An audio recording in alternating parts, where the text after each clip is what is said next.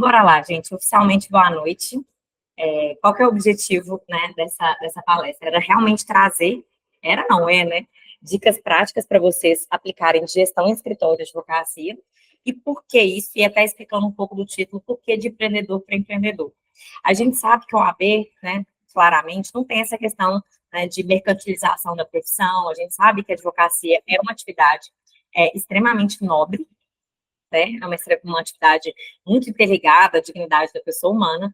Só que, na prática, gente, a gente não faz gestão de escritório de advocacia com código de processo civil, com leis materiais, com jurisprudência. Você não gere pessoas, né, com o artigo 5º da Constituição Federal, né? Então, você não gere o financeiro do seu escritório com jurisprudência. E, na prática, o escritório demanda, sim, visão gerencial. Tá? E por que isso é importante? Por que eu acredito que isso é muito importante para a nossa advocacia, a gente ter esse tipo de mentalidade? Porque é isso que vai fazer com que os nossos escritórios, com que a advocacia em si, ela seja muito mais próspera, tanto do ponto de vista do lado da técnica, né, que é o básico, óbvio que a gente espera que o escritor de advocacia que está se colocando para prestar determinado serviço em determinada área, ele tem expertise para atuar, né, naquele tópico específico, naquele nicho específico, naquele direito que ele pretende tutelar de forma específica. Esse é o básico, né? A gente vai no dentista, a gente espera que o dentista faça, no mínimo, o procedimento que a gente está procurando ele para fazer. Mas eu te dou certeza que esse dentista também faz marketing, também tem que focar em trazer novos clientes para a clínica, ele tem que focar em gestão, no financeiro, né? A mesma coisa de um escritório. E quando a gente deixa isso de lado, os escritórios eles se tornam muito desorganizados. E isso passa com que a advocacia como um todo perca. Então, a gente trazer chaves de alavancagem, que os escritórios sejam mais próximos, prósperos e mais bem geridos, faz com que o nosso ecossistema se torne muito mais forte. Mas o que é o legal? Hoje, quando a gente fala de gestão, geralmente, para quem é do meio jurídico, costuma ser um bicho de 7 cabeças. E a gestão ela pode ser muito simples. Na verdade, a gestão ela faz parte do dia a dia, tem que ser o arroz com feijão. Então, meu objetivo aqui hoje foi trazer para vocês pontos chaves de gestão que podem ser colocados em práticas, assim, amanhã.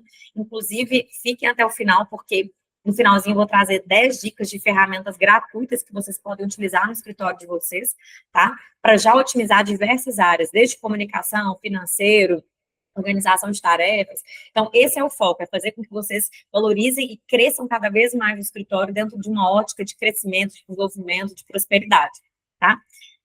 Me apresentando aqui, para quem não me conhece, me chamo Marcela, sou CEO e fundadora aqui da Eviju, sou advogada de formação, então, entendo muito as dores de vocês, já tive escritório, tem família que tem escritório há 30 anos, então eu conheço a dinâmica de um escritório de advocacia, o quanto é difícil equilibrar todos os pratos, né, o quanto é difícil dar conta dos prazos, da evolução do judiciário, da jurisprudência, da evolução e transformação pelo qual o direito está passando com esse mundo totalmente digital, né? E, além disso tudo, ter que fazer gestão, ter que ter um caixa legal, ter que trazer novos clientes para o escritório. Então, eu sei muito de perto as dores pelas quais vocês passam. Advoguei durante 7 anos, só que depois entra essa seara de empreender, né? Ir para a advocacia, eu acabei empreendendo, né? É muito difícil tocar um escritório e um empreendimento como uma startup ao mesmo tempo, até porque, na minha visão, são 2 empreendimentos, sim, né? Demanda gestão em ambos. E, para mim, vocês são uns gestores nível hard, digamos assim. Porque, na verdade, na prática, vocês têm que fazer a gestão do escritório e ainda a gestão dos processos, dos prazos, com qualidade técnica, acompanhando as melhores teses, as evoluções pelas quais o direito passa. Então, para mim, vocês são gestores com um nível, assim, 5 estrelas. O que é exigido de vocês não é brincadeira. O que é exigido de vocês é muito mais, às vezes, do que uma empresa tradicional, se a gente pode dizer dessa forma, tá? Então, por isso que eu quero trazer cada vez mais roupagens para vocês, conhecimentos e dicas práticas, para a gente realmente fazer com que vocês atinjam aquilo que o mercado espera de vocês, né? Que é um gestor tanto de negócio, de ferramentas, de financeiro, de pessoas, quanto do jurídico, tá?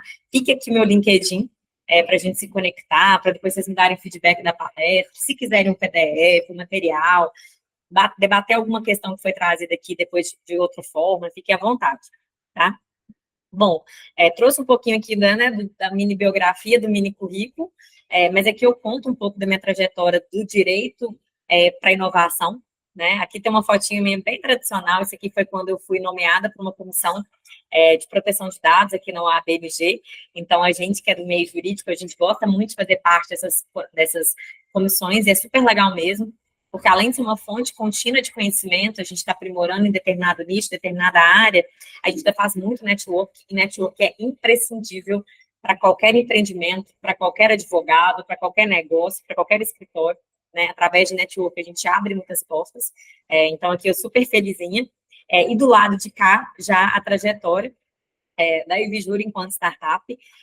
Eu fundei a Evijur no Global Legal Hackathon, que é a maior competição de direito e tecnologia do mundo, uma competição em que você tem 54 horas para prototipar uma solução, e a Evijur foi vice-campeã na etapa disputada aqui em Belo Horizonte. E aí, dado que essa ideia ela, né, surgiu ali, a gente partiu para o Lemonade e para o Seed, que são programas de aceleração, então eles pegam uma ideia e aceleram essa ideia, né? Então, beleza, tem uma startup que comunica com os clientes, como que a gente pode potencializar isso do ponto de vista de tecnologia, de ferramentas, de marketing, de vendas? Então, esses programas de aceleração, eles realmente são impulsionadores, né, das startups. A gente foi, inclusive, uma das startups aqui, destaque do Seed, e a gente foi a primeira startup a vencer também uma licitação junto ao Tribunal de Justiça no Brasil, que foi junto ao TJMG. A gente fez uma POC para ele, uma prova de conceito de um produto que eles têm interesse em desenvolver, e foi bem legal assim também, porque né, acaba que marca né, o nosso tribunal mineiro aqui, né, a gente é uma startup mineirinha na vanguarda do país, e foi assim que eu acabei migrando ali um pouco, através de uma competição do direito tradicional para um direito focado totalmente ali na inovação, de forma disruptiva.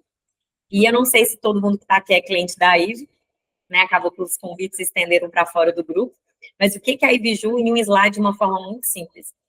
A gente é uma solução que comunica com o cliente do escritório de vocês o passo a passo do processo deles, numa linguagem simples que eles consigam entender sem o tal ali do juridiquês, né? Então, o nosso objetivo é olhar da porta para fora do escritório, né? Que é o cliente, que é a razão de ser de todo escritório. Então, o nosso objetivo é ser o que a gente chama de justice as a service, é a justiça sendo entregue como um serviço na palma da mão do cidadão.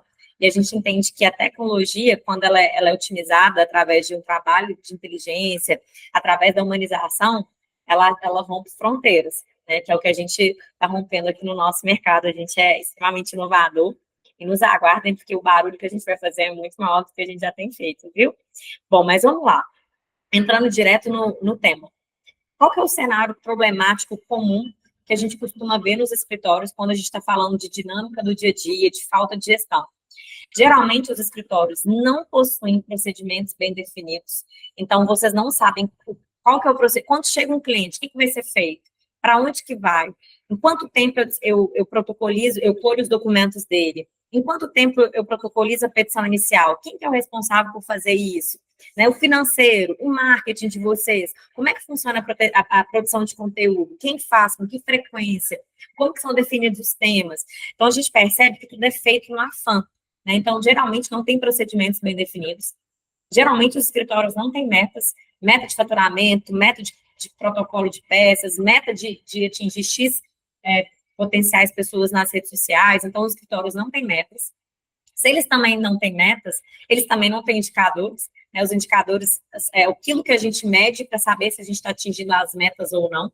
Geralmente o escritório não tem indicador, então é muito comum que o escritório não saiba nem qual a taxa de sucesso que ele tem ao final de um ano, né? Quantas ações foram distribuídas, quantas foram procedentes, quantos acordos foram efetuados, quantas tarefas estão em atraso, né? Quantos por cento dessas tarefas são concluídas dentro do prazo. Então, geralmente, os escritórios não têm metas e não conseguem medir. Então, eles só vão, né, entrou um cliente bom, sai um cliente paciente, né, e eles também não têm dados, né, que são esses dados que fazem com que a gente colete, né, essas informações, essas métricas, né, esses indicadores, para a gente saber se a gente realmente está atingindo a meta e fazendo os procedimentos que a gente se prontificou a fazer da forma correta. Então, geralmente, os escritórios não têm isso, tá? É muito comum também que os escritórios trabalhem com enorme volume de atividades operacionais extremamente repetitivas. E aqui já fica um alerta. Se é repetitivo, é muito provável que tenha uma tecnologia que seja capaz de resolver, né? Então, o que a gente começa a desenhar aqui em um cenário de um escritório? A gente começa a perceber que com tecnologia, com IA, né, chat GPT, entre inúmeras outras, o escritório ou a pessoa que faz uma atividade muito operacional, extremamente repetitiva, provavelmente esse profissional ele vai acabar saindo do mercado mesmo, porque vai ter uma tecnologia que vai te entregar com uma eficácia e uma eficiência uma velocidade maior com um custo muito menor, né? Mas aí você fala, mas aí a gente vai perder, o advogado ele vai sair do mercado, o ChatGPT vai substituir. Não, né? Naquilo que ele é estratégico, naquilo que ele é específico, naquela análise que é realmente muito técnica, que cada caso, né? Então, isso demonstra que o advogado ele é imprescindível naquilo que é extremamente estratégico para a profissão. Né? Aquilo que for muito repetitivo, provavelmente é um gargalo que o escritório está tendo, é cansativo para vocês executarem, né? E provavelmente tem alguma solução no mercado que já resolva, ou se não tem, provavelmente tem players com funcionalidades afins que você poderia conversar para eles desenvolverem algo, né? Quem sabe o escritório ser um case, né? Mas já fica um mega alerta. Se é repetitivo, provavelmente é automatizado, tá? Geralmente o escritório possui um único canal de prospecção, que é a indicação, né? Ele depende da indicação de um cliente para o outro, mas geralmente essa indicação ela não tem nenhum padrão para isso, não foi estruturado um programa de indicação, então não há um ritmo de crescimento desse canal de prospecção, e sequer o escritório, às vezes, sabem como mapear, né, agregar valor para esse cliente que é responsável pela indicação. Né? Hoje tem um estudo da B2L que, em regra, 75%, 80% da receita de um escritório vem de indicação. Então, se o meu cliente é o responsável por me trazer 80% da minha receita futura, eu tenho que ter um programa de indicação bem estruturado e eu tenho que conseguir entregar valor para esse cliente em toda a jornada dele. Como que eu faço isso? Geralmente, os escritórios não têm isso mapeado e não possuem gestão de pessoas e valores culturais bem definidos. O escritório geralmente contrata pela técnica e só, né? E não tem valores nem pilares, ele vai sendo engolido pelo dia a dia da rotina, que é realmente uma rotina muito estressante, é um nível de responsabilidade elevadíssimo, né?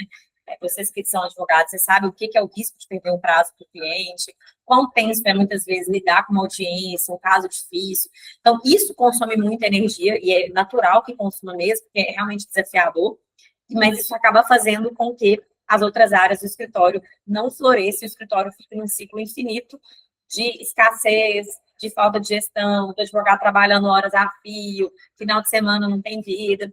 E é isso que eu quero mostrar para vocês que a gente consegue mudar ainda em 2024. Tá? Então, vamos lá. Como é que a gente resolve esse cenário problemático que, em regra, a gente costuma ver muito facilmente em vários escritórios, né? Com uma tríade que não tem como fugir dela, que é pessoas, processos e ferramentas. Tá? Então, o que é essa tríade aqui? Ela é bem simples, né? Hoje é para ser uma exposição muito simples, mas para trazer conteúdo para vocês. A gente não tem como pensar em gestão sem pensar nesses três grandes pilares, tá? E aí eu acrescentei dados e metas que eu trago para vocês a visão. Primeira, pessoas. É normal, gente, qualquer empreendimento, um escritório, numa empresa mesmo, digamos assim, a gente começa com pessoas executando, isso é super normal, a gente não tem gestão de nada. E eu digo para vocês que a Ediju de 5 anos atrás era assim também, tá? Várias pessoas imbuídas de um propósito, de uma vontade de fazer acontecer, de uma ideia muito legal, de um processo que achava que funcionava daquela forma ia ser bacana, maravilhoso, começa a executar. Só que a gente começa a perceber que as atividades começam a se embaralhar, você não tem um responsável que é realmente delegado para fazer aquilo, tudo começa a se tornar urgente, importante, porque você não tem procedimentos, então tudo que aparece vai engolindo na sua rotina, e aí começa a surgir a necessidade de você ter processos.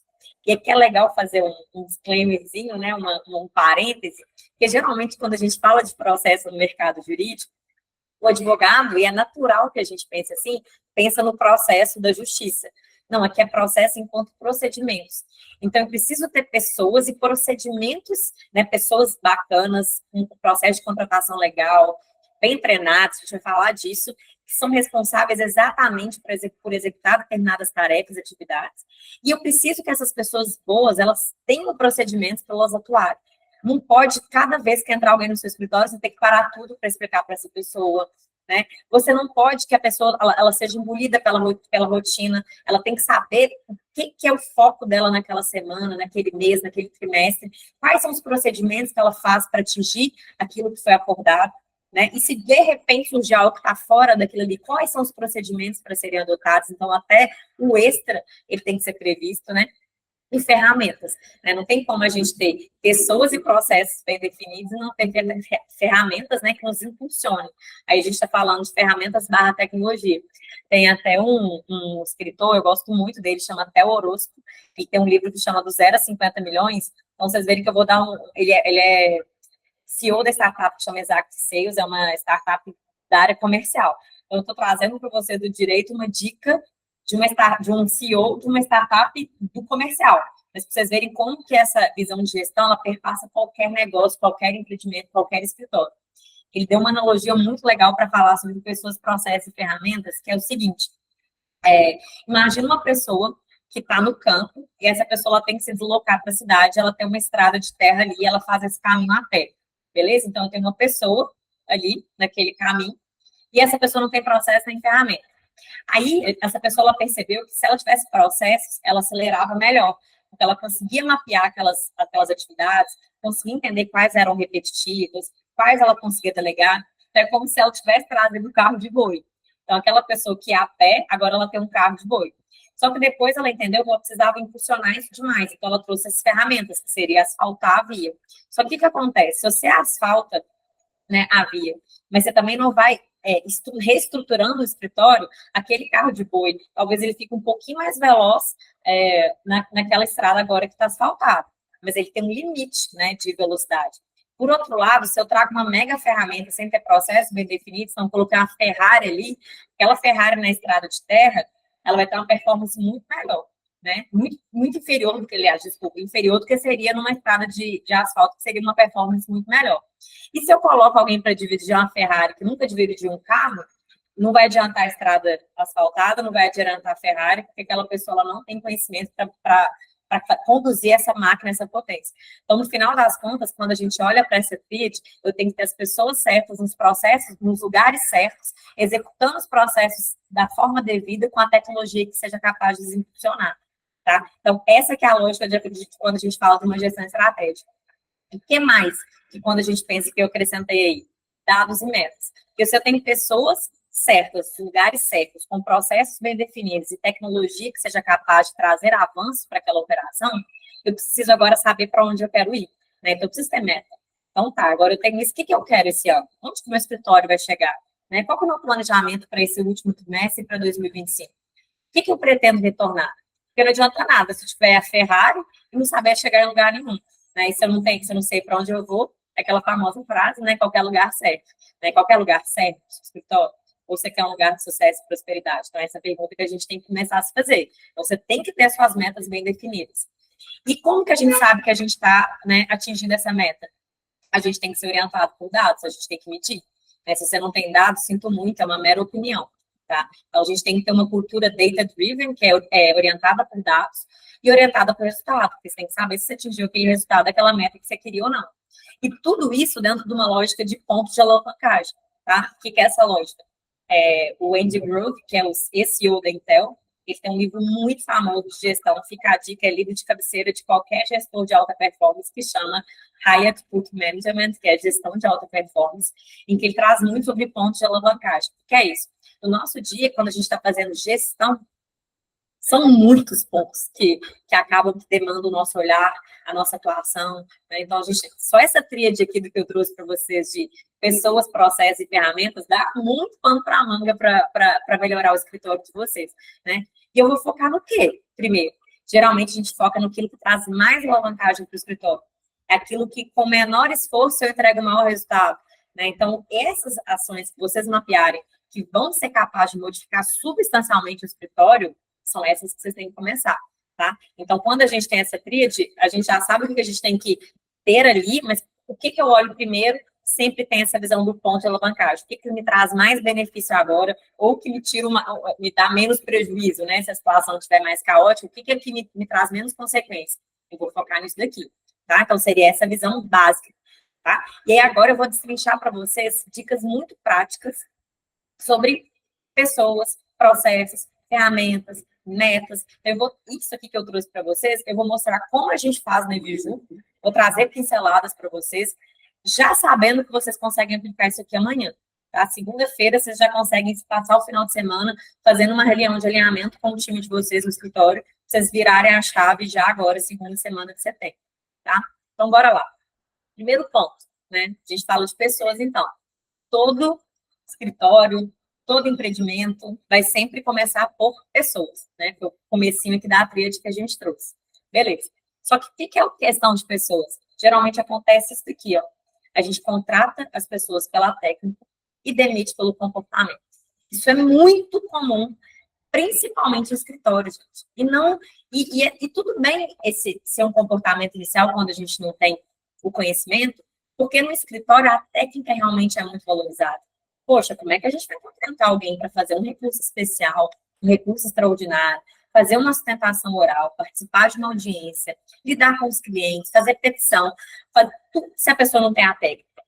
Então, realmente, no mercado jurídico, a técnica ela faz parte, um peso bem importante, bem significativo no processo de contratação. Concordo, né? Mas ela não pode ser tudo, tá? Do lado de cada startup, eu já te digo que, a depender da área, para mim, de sinceridade, se quer importar a técnica. Para mim, e para muitas empresas, empreendimentos, o comportamento, muitas vezes, vale mais do que a técnica.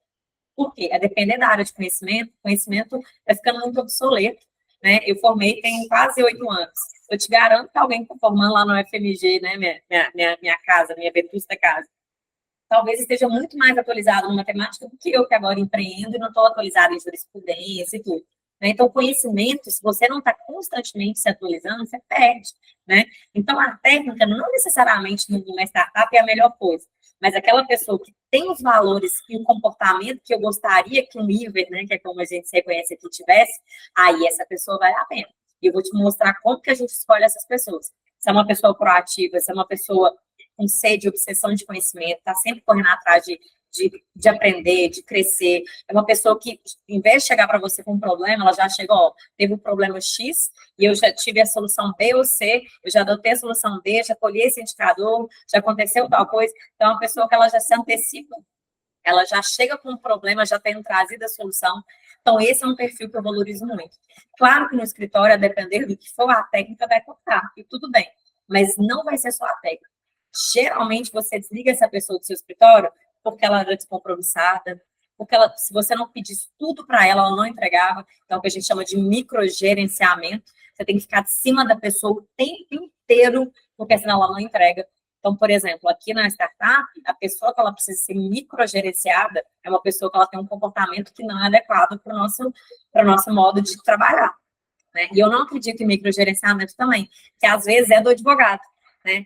O advogado, ele tem eu tinha também uma vontade de ter um certo controle sobre tudo. Só que quando a gente microgerencia as outras pessoas, o que a gente faz? Ponto 1, a gente não permite que o outro erre e a gente não permite que o outro cresça. Né? Se a gente microgerencia, talvez aquela pessoa nunca vai errar. Nossa, que ótima essa pessoa do escritório, ela nunca errou, mas é porque eu nunca dei a chance dela crescer.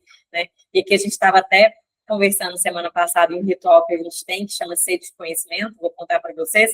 Geralmente aqui na IVE a gente não confia em pessoas que não erram. Ou porque é mentira, porque geralmente é muito difícil ter alguém que não errou, ou porque é uma pessoa acomodada, é uma pessoa que não se arrisca, não se propõe a fazer coisas novas, não testa, tá? Então a gente precisa ter esse cuidado de avaliar comportamentos que são aqueles que a gente realmente espera para o seu escritório crescer e alavancar.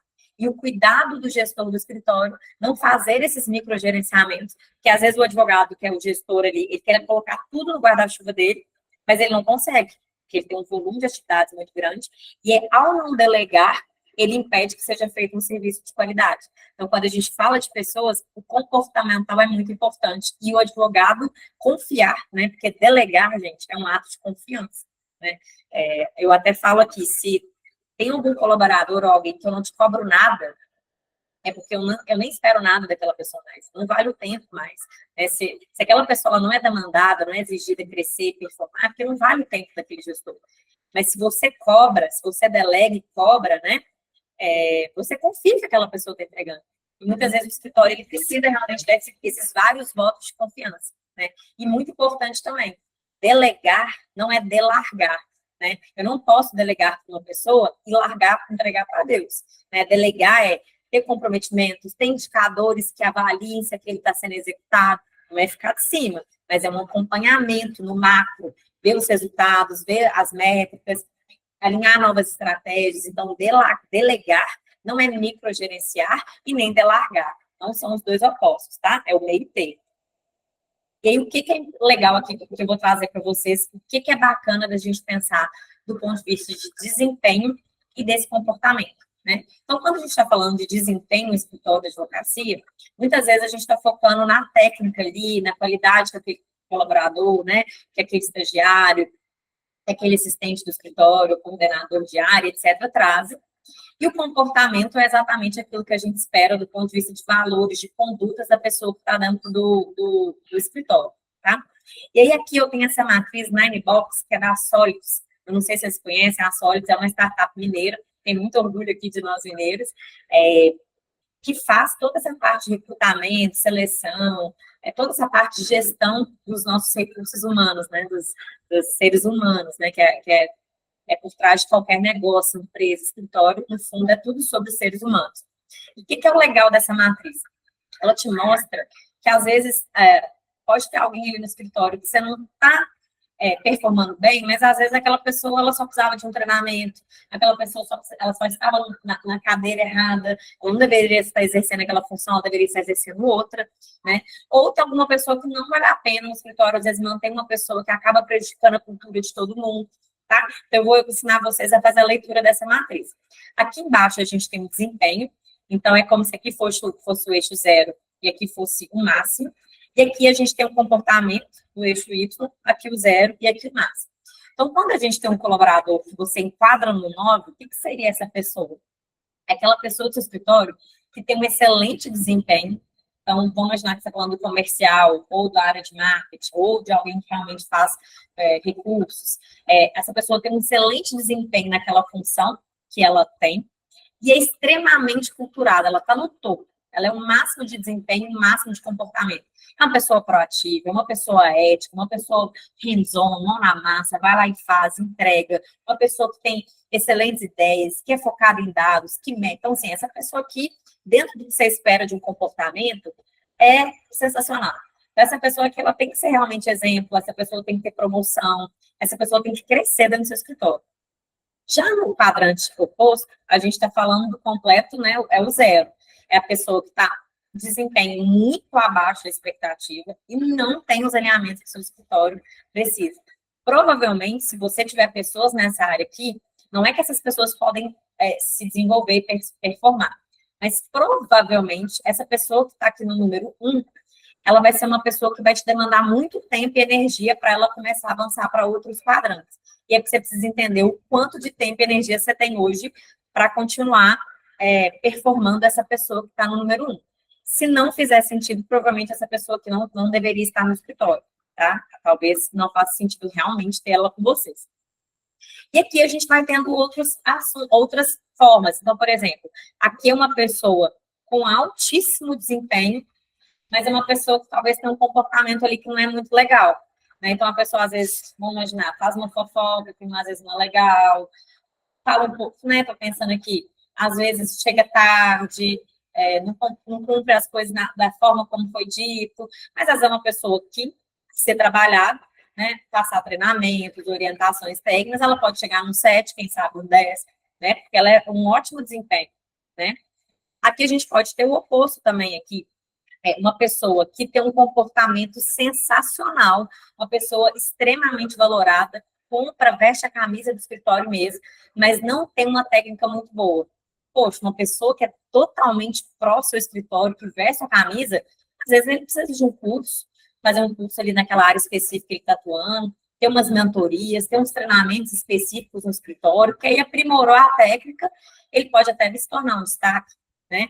E aqui a gente tem que entender, por exemplo, às vezes a pessoa tem um comportamento razoável, mas um desempenho não tão bom, às vezes ela pode estar na área errada, eu preciso rever as atribuições dela. Então, eu preciso entender dentro do seu escritório, e você pode desenhar isso aqui, colocar quem que estaria no número 1, quem estaria no 8, quem estaria no 9, para você entender quais são as pessoas que você precisa desenvolver, quais são aquelas que você precisa promover, quais são aquelas que não fazem sentido estar com você e quais são aquelas que, porventura, são ajustes de treinamento, de mudar de posição, né? Porque, às vezes, gente, a pessoa ela é sensacional, mas ela está fazendo algo que não era para ela. Isso desmotiva, deixa a pessoa sem tanta vontade, né? Se você colocar no lugar certo, ela vira uma potência, ela se torna um destaque no escritório. E é isso que você precisa começar a entender, tá? E além dessa Nine Box aqui da Solids, tem essa aqui do CIS, né, que são os NAVs lá da Marinha Norte-Americana, que ele já traz, ao invés de desempenho e comportamento, ele traz o desempenho, que é a performance, e confiança. E a confiança entra também no comportamento, tá? Mas ele traz um comportamento focado em um comportamento específico, que é o nível de confiança que aquela pessoa traz. E o que é legal trazer isso aqui para o meio jurídico? Porque geralmente o advogado ele realmente foca na técnica. E no dia a dia, gente, na hora que a gente fala que o bicho pega, que as coisas estão difíceis, que os desafios estão acontecendo, as pessoas que a gente pode confiar valem ouro, tá? E você se munir dessas pessoas é que vai fazer com que o escritório passe pelos momentos de desafio, porque essa questão da gestão estratégica, para vocês terem escritórios próprios, prósperos e abundantes, geralmente não é assim, não. Geralmente eu sobe, um décimo, né? Então a gente tem fases, a gente passa por momentos. E a gente precisa ter pessoas que a gente seja capaz de confiar nos momentos difíceis. Você não vai confiar naquele cara que tem uma redação excelente. Não é isso que faz você ter confiança. É se aquele cara que tem redação excelente, ele senta com você depois do horário para mapear como trazer mais clientes, para mapear como é que não perde uma carteira, para entender o nível de valor importante que vocês precisam entregar para alguém, para confiar que ele vai fazer um projeto que é crucial e imprescindível para você não perder um cliente. Essa é a pessoa que ela é confiável. E o que essa matriz aqui dos Naves Live eles trazem? Que quando você tem alta performance, né, uma altíssima performance e uma altíssima confiança, que seria mais alto quadrante aqui, a gente está falando de um outlier, né, uma pessoa fora de série. Então, aqui o número 9 e aqui, né, o altíssima performance, altíssima confiança, é um outlier. O que eu digo que é um fora de série? Porque manter uma alta performance o tempo inteiro, gente, eu te digo, é praticamente possível. Então, se você achar essa pessoa aqui, pega ela, mantenha no seu time, mantenha na sua empresa, cresça a carreira, promova mesmo. Essa pessoa você precisa ter do seu lado, porque são poucos escritórios, empresas que têm outliers dentro, tá? Isso aqui é raro. Porque, em regra, a gente oscila mesmo na performance. Tem semana que a gente não está bem, tem semana que a gente está maravilhoso. Então, em regra, a gente não é excelente performance, mas a gente mantém um padrão bom. Né? E manter um padrão bom é importante, tá? Só que é o ponto. Se você tem essa pessoa que você consegue manter um padrão bom, razoável, e é extremamente confiável, mantenha essa pessoa no seu time, tá? Por quê? Na prática, o que os Naves lá eles falam, Cis? É o seguinte, entre ter alguém, geralmente a gente procura outlier, né? Mas já ter alguém que é extremamente performático no ponto de vista bom, extremamente confiável, é o melhor dos mundos. Porque na hora da guerra, o que você conta é quem você está confiando, tá? Então, às vezes, você tem um cara que é altíssima performance e baixa confiança. Poxa, o cara tem um desempenho maravilhoso, mas ele é totalmente não confiável. Na hora do vamos ver, é melhor você ter alguém que performa menos do que ele, mas que seja mais confiável. Então, é isso que eles trazem nessa matriz. E essa abertura de mente é importante, porque os escritórios de vocês vão passar por momentos de desafio. Quem que é essa pessoa, né? Durante o tempo que eu estou falando aqui, você conseguiu pensar em alguém que aquela pessoa fala, nossa, se eu não tivesse essa pessoa aqui do meu lado, eu teria passado aperto? Essa é a pessoa que tem que estar com você na longevidade do seu escritório, tá? E eu vou trazer na prática, então, assim, o que a gente tem, então, de pilares de cultura, de processo aqui, que a gente foca em pessoas. Primeiro ponto, como é que eu consigo saber no EBJUR quem são as pessoas que têm um comportamento adequado, que fazem sentido para a gente? Se eu sei quais são meus pilares de cultura, se eu sei quais são os meus valores, missões, né? Se eu não sei nem o que eu quero para trazer de pessoa para o meu time, como é que eu sei me dizer se aquela pessoa é performática do ponto de vista de comportamento ou não? Né? Então, o que eu trouxe para vocês, os 5 pilares de cultura da EBJUR, tá? Esse aqui é real, são os nossos pilares. Ponto 1, antes de tudo, ser humano, trabalhar numa startup, né, envolve muita tecnologia, envolve muitos desafios, no final das contas, é tech, mas teve alguém por trás da tecnologia para codar aquilo, é marketing, mas teve alguém por trás daquele criativo, daquela estratégia que está rodando, é sempre sobre o ser humano. E as pessoas, elas passam mais horas aqui na empresa do que na família dela, com a família, com os amigos. Então, no final das contas, eu tenho que criar um ambiente saudável, eu tenho que criar um ambiente que seja de compreensão, um ambiente unido, né, um ambiente de empresa forte é feita de times fortes. né? E para isso a gente tem que olhar para o ser humano em primeiro lugar. Então, antes de tudo, ser humano, tá? Segundo ponto, para a gente não tem jeito de trabalhar com qualquer pessoa que não seja honesta, que não seja confiável e não seja íntegra. Isso aqui é o mínimo, né? A pessoa errou, errei, falhou, falei por isso, senão vai se repetir mais. Entendi o propósito, entendi, ou preciso de um treinamento, falei porque eu não entendi, pode me explicar de novo, né? Então, a pessoa ser honesta, ser confiante, ser íntegra é o mínimo, né? Até porque aqui a gente valoriza os erros, né? Como eu trouxe para vocês no começo, não tem problema errar, porque se você não erra, a gente não confia, ou porque mentiu, e aí você não é honesto, você não é íntegro, você não é uma pessoa confiável, ou porque você não se arrisca. Como é que a gente pode estar falando de, né, da nossa propósito de transformar a comunicação, né, o poder judiciário através da simplificação do universo jurídico, se eu não inovar, se eu não errar, eu não inovo, né? Então, aqui é um foco extremamente importante para a gente. Outro ponto, dados são a nossa religião, amém, né? Se você não tem dado, você tem opinião, então você precisa me trazer. Eu tive X% de churn, que é cancelamento, comparado ao trimestre anterior, as hipóteses que a gente tinha eram essas e foram validadas por isso, por isso, por isso. Meu LTV aumentou tanto, porque a gente teve tantas e tantas funcionalidades que impactaram no lifetime value, né, que é o tempo de vida que o cliente fica. Os nossos, vou falar para vocês de OKRs, eu preciso atingir X% de crescimento em tal área, atingir meio, então eu atingi 50% da meta. Então, se você me trouxe, eu acho que o cliente cancelou por isso, eu acho que o cliente ficou por aqui, acha nada. Você me comprova com dados qual o motivo, por que ele ficou, o que ele gostou, o que foi diferencial, precisa saber, né? Jogue abertamente, valorizamos feedbacks honestos e diretos. Aqui a gente fala isso todo dia. O óbvio precisa ser dito, né? Então, se você quer algo, se você precisa modificar um procedimento, aquilo precisa ser óbvio, né? Por over communication, eu estou te falando que tal coisa, né? Por excesso de comunicação, o óbvio. E isso é muito importante, gente, porque a gente acha que é óbvio, mas para o outro não é, tá? Então, a gente precisa ser claros e concisos naquilo que a gente pretende transmitir, até para evitar retrabalho, né? Eu acho que retrabalho é um dos piores sugadores de energia, né? Você tem que falar a mesma coisa 1000 vezes, porque você não explicou direito, porque não treinou, né? Então, o óbvio precisa muito ser dito aqui na IBJU, tá? É algo que a gente tem como muito valor. E um outro valor que a gente tinha era sede pelo conhecimento, que agora é obsessão. A gente não acredita que fazendo as mesmas coisas a gente vai atingir resultados diferentes. A gente acredita que fazendo coisas diferentes e nos habilitando de conhecimento para fazer essas coisas diferentes é que a gente muda o patamar, é que a gente vai revolucionar o mercado jurídico. Então, a gente tem obsessão pelo conhecimento. A gente tem até um ritual aqui que chama sede de conhecimento, que eu vou contar para vocês.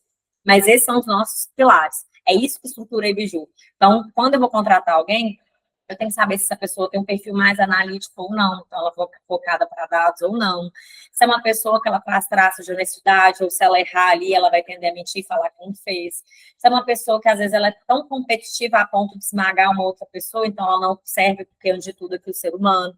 Então, tudo isso eu preciso olhar, né? Então, isso aqui é o cimento, o tijolo para o cimento, é o básico do que a gente tem aqui. Quando a gente fala de pessoas, a gente também tem que ter rituais, né? É muito importante a gente ter rituais no escritório de vocês.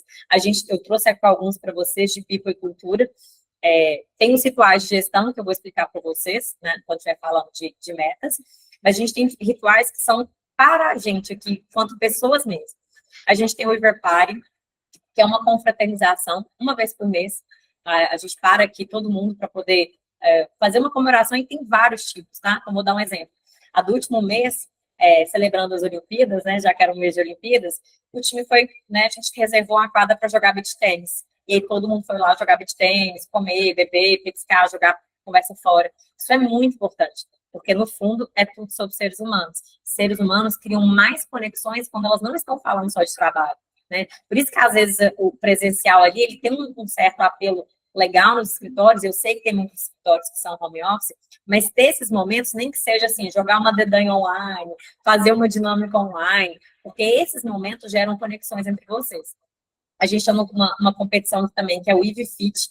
O que é isso? A gente entende que pessoas de alta performance, elas têm mente, corpo, né, e espírito no alto. Então, você tem que nutrir a sua mente com sede de conhecimento, Você tem que ser performático, querer crescer e melhorar cada vez mais, mas você tem que também ter o seu cuidado com você enquanto ser humano e enquanto seu corpo físico, né, que é o seu tempo nessa vida aqui. Então, nessa competição, o Iver que mais faz atividades físicas, e tem que marcar pelo menos, tem que ser pelo menos 30 minutos no dia, ele ganha um prêmio em dinheiro no final do mês, no final do ano. E alterna, tá? O escritório da minha família, eles adotaram, eles não dão prêmio necessariamente, não é o mesmo valor em dinheiro. Eles dão, às vezes, um lookinho fitness, uma proteína, uma creatina, né, whey protein, um vale X reais numa loja granel que você pode comprar as coisas. Então, é muito simples. Pode ser um ticket de 50, 100 reais, ou qualquer coisa que valorize aquela pessoa ali e que gere esse momento de competição saudável entre vocês. E a gente tem também um momento sede de conhecimento, tá? Que é, antes do nosso ritual semanal de analisar as nossas métricas, a gente para um dos Ivers que aprendeu alguma coisa nova naquela semana, trazer isso de conhecimento para o time todo. Então, é um momento que a gente entende que se a gente tem obsessão pelo conhecimento, a gente tem que aprender algo novo toda semana. Então, quem aprender algo novo, traz para o time. E aí pode ser sobre questões jurídicas, no caso de vocês, pode ser sobre soft skills, né? Inteligência emocional, oratória. Então, assim, o que vocês conseguem trazer de rituais dentro do escritório para ser de conhecimento? Nem que seja assim, vou trazer para vocês uma tese nova que eu descobri que vai impactar o escritório como um todo, eu quero trazer isso como um primeiro momento para depois a gente ter um treinamento. Pode ser sobre um curso de oratória que eu fiz para dar dicas práticas para a gente atuar numa audiência, né? Tudo isso pode fazer parte de um sede de conhecimento de vocês. Geralmente, o sede de conhecimento dura de 10 a 15 minutos, não tem que preparar slide, no gogó, então, assim, muito simples, tá? Mas é um simples extremamente rico, a gente aprende muito, muito. O último foi sobre intraempreendedorismo, por exemplo, então tem muita coisa legal, tá? E o nosso processo seletivo, ele é muito focado nos nossos pilares de cultura, por isso que ter os seus pilares de cultura é um pré-requisito para ter um processo seletivo muito bom. Porque se eu não sei o que eu quero trazer enquanto pessoas para o meu time, eu não sei qual comportamento eu vou validar, eu não sei quem escolher dentro de um processo seletivo. Tá? Então, o que a gente faz aqui na Eviju? Como funciona o nosso processo seletivo na prática? Primeiro ponto, análise do currículo. No meu caso aqui, como eu disse para vocês, a depender da vaga, o currículo simplesmente não me interessa. O que me interessa é o comportamento que aquela pessoa tem. Porque pode ser que a área que ela atuar, ela vai aprender tudo aqui dentro e tá tudo certo. No caso do escritório, né, a depender da área, eu sei que o currículo importa para saber se a pessoa, ela, por exemplo, atua em processo civil, processo trabalhista, é da área criminal ou é da área de direitos humanos, é da área administrativa. Então, o currículo ele importa. Perfeito, análise do currículo. Segundo, a entrevista para análise dessas habilidades. Então, dado que a pessoa me escreveu no currículo que ela tem experiência em X, Y, Z, você vai fazer a análise dessas habilidades. Inclusive, é muito comum colocar uma provinha para ser feita, né, para testar se a pessoa realmente tem aquele conhecimento técnico que ela está dizendo que ela tem. Né, então, essa parte é importante. Só que, geralmente, os escritórios param aí. Né, então, fez uma análise do currículo, mandou fazer uma dissertação ali, ou escrever determinada coisa, e fala, beleza, sua técnica é boa, seu português é razoável, você está dentro do escritório. Que é aquela falha gigantesca, que contrata somente pela técnica e nem sabe nada de comportamento, né?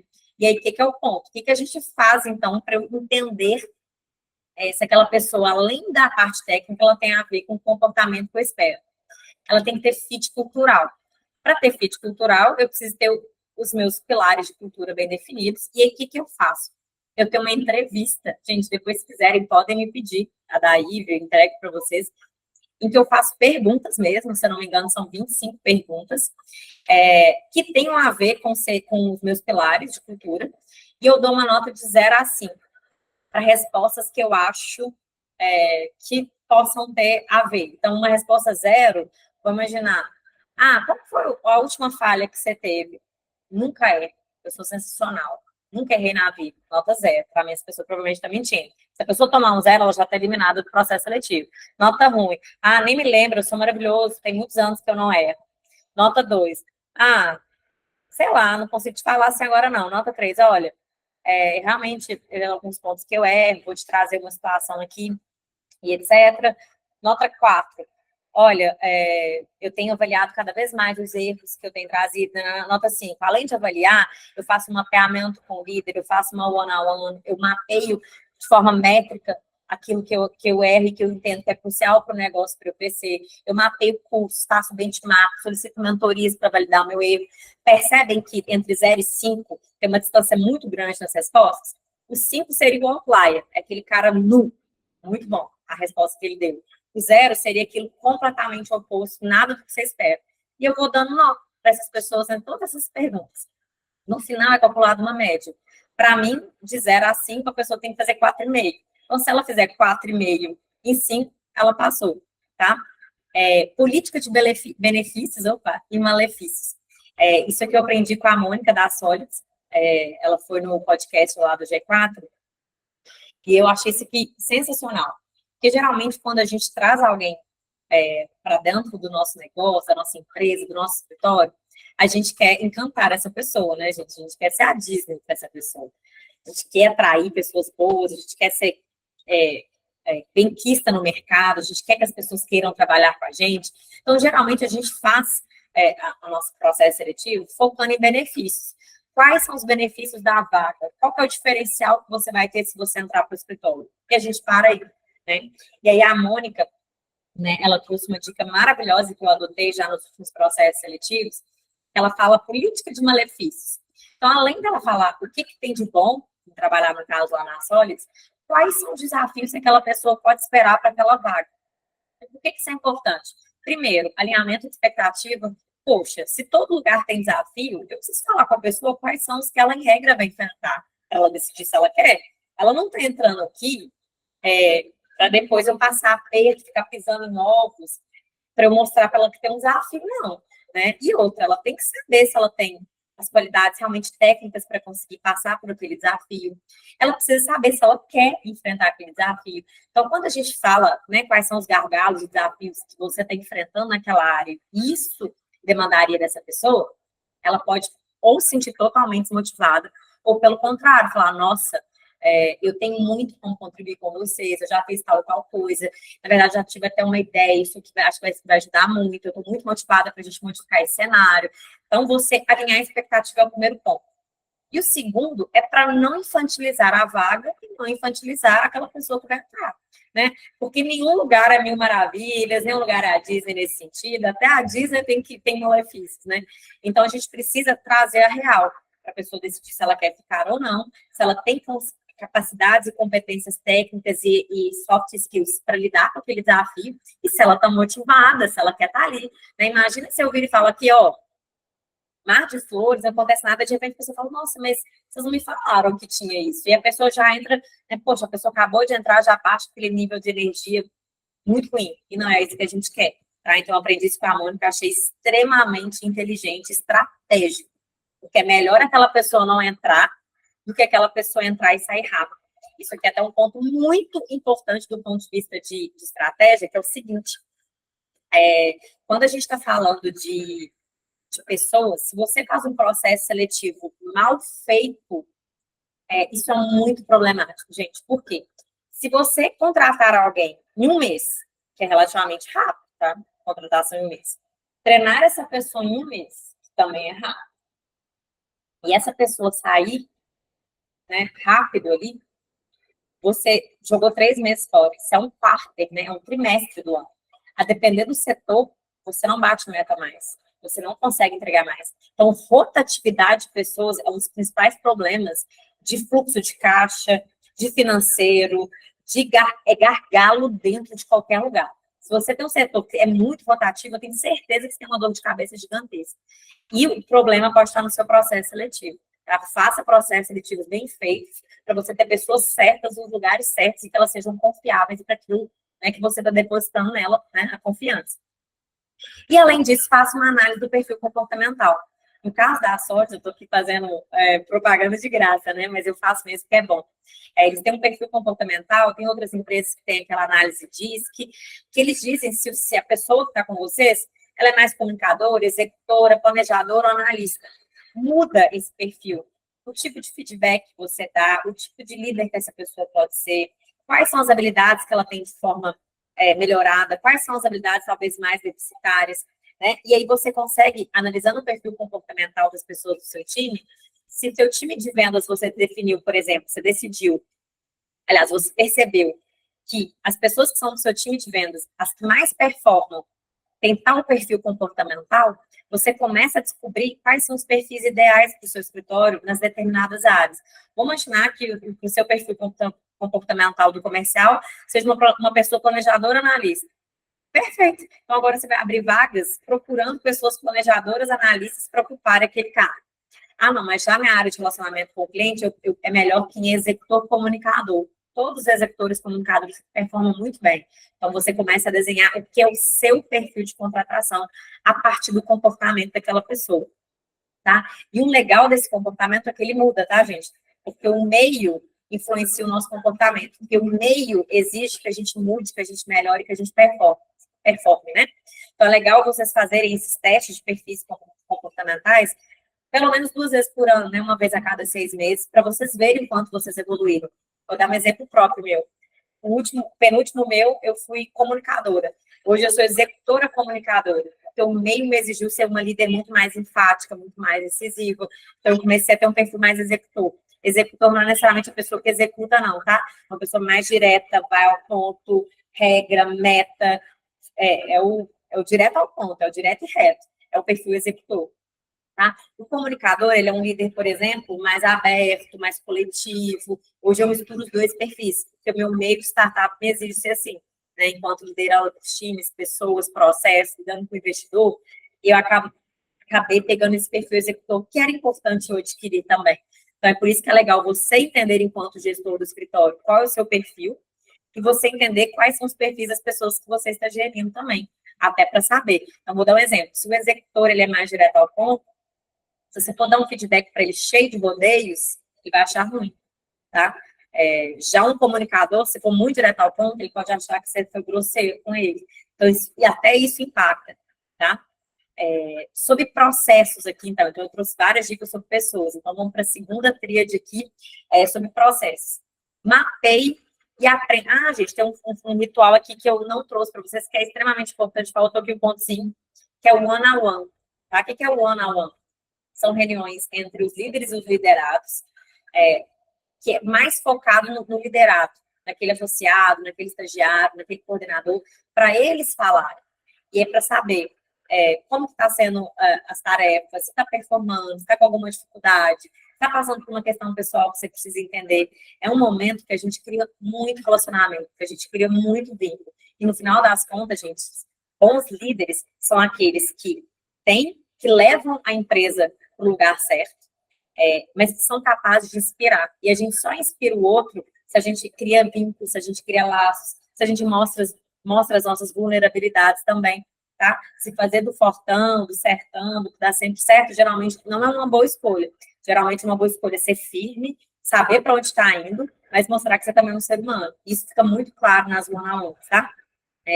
Tem até uma analogia que o Dudu, que foi um mentor meu, no Lemonade, ele me trouxe sobre líder e gestão, que eu achei muito legal. Porque tem pessoas que elas são líderes, mas elas não são gestoras, tem pessoas que são gestores e não são líderes, e tem pessoas que conseguem agregar as duas coisas. E ele trouxe uma analogia que é o seguinte: imagine que você está num bar. O líder é aquele que inspira as pessoas, que motiva, é aquele que sabe ler as estrelas e aponta a direção. Esse é o líder, é o inspiracional, é o motivacional. E o gestor é que faz o barco chegar lá onde o líder falou que ele chegaria. O gestor é o que sabe guiar o leme, é que sabe ler o vento, é que sabe içar as velas, que sabe que uma determinada hora tem que tirar peso do barco, porque senão as coisas vão afundar, que tem um lugar que é mais rochoso. Então, se você é um bom líder e gestor, você é uma pessoa capaz de inspirar, né? Você é uma pessoa inspiracional, você consegue conduzir o seu escritório para onde você quer chegar, e se você é um líder que tem características de gestão, você, além de saber onde você quer chegar, você coloca a sua meta, você mede, você cria conhecimento, você cria performance, você corre atrás, você estuda, você valida, você treina, você testa. Então, o bom de vocês é tentar juntar as duas coisas. É vocês serem os inspiracionais e vocês levarem o escritório para onde vocês gostariam de chegar nesse 2024 ainda e nesse 2025, que eu tenho certeza que vocês vão arrebentar, tá? Então, eu trouxe né, essa visão toda de pessoas. Vamos entrar, então, agora nos processos, tá? Né, que é o que eu trouxe ali, que são os procedimentos. Então, o primeiro grande disclaimer aqui é mapeie os procedimentos hoje do escritório e aprenda a delegar, né? Geralmente, advogado, repetindo, faz microgerenciamento, que é manter tudo sobre a asa dele e não delega. É muito importante delegar. E acredite, as pessoas se surpreendem com resultados muito melhores, às vezes, do que a gente é capaz de fazer, tá? É muito legal falar, nossa, olha essa entrega que eu tive, eu jamais teria feito dessa forma. É muito bacana. Então, o primeiro ponto é mapear os processos no escritório, né? Uma esteira mesmo. Como é que funciona quando o cliente entra e ele cai no seu Instagram? Ou ele cai no site do escritório, ou ele chega no chatbot de atendimento. Quem que é o responsável por atender? Em quanto tempo isso vai ser feito? De onde que ele vai? Em quanto tempo a petição inicial é distribuída? Ah, do marketing.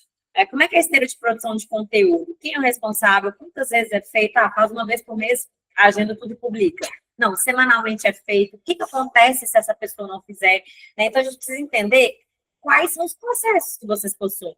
Né? Então, primeiro é mapear tudo que vocês possuem de procedimentos de marketing, de vendas, de gestão financeira, gestão de pessoas, do operacional propriamente dito, tá? Entender os caminhos, desenho mesmo, o caminho que acontece desde a entrada de um cliente, desde a produção de um conteúdo, desde a elaboração de uma defesa, tem alguém que só distribui a ação, e tem um que a partir da contestação atua, tem um que fica só na fase recursal.